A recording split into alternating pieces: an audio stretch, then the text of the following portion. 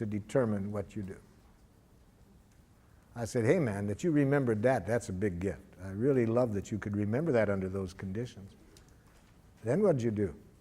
I put on my giraffe ears, Dad, tried to hear what he was feeling and needing. I said, you remembered to do that? What did you hear? Pretty obvious, Dad.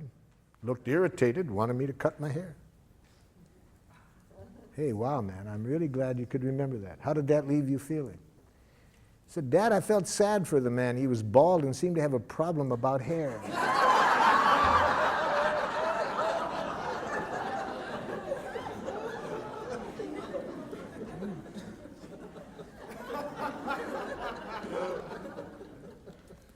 So we want children, the same thing we want to teach adults. Institutions can't make you do anything. Other people can't make you do anything. No human being has ever done anything they didn't choose to do.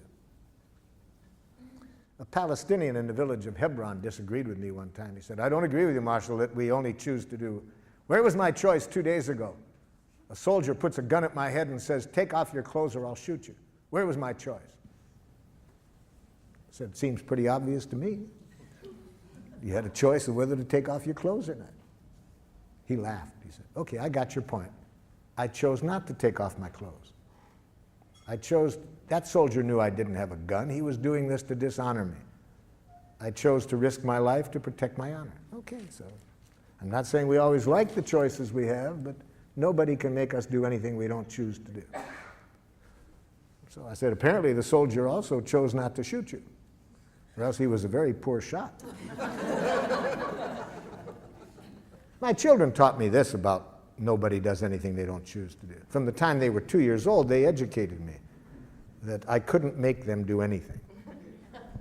All I could do is make them wish they had. And then they taught me another lesson, that any time I would do that, they would make me wish I hadn't made them wish they had. They taught me that violence creates violence, you see.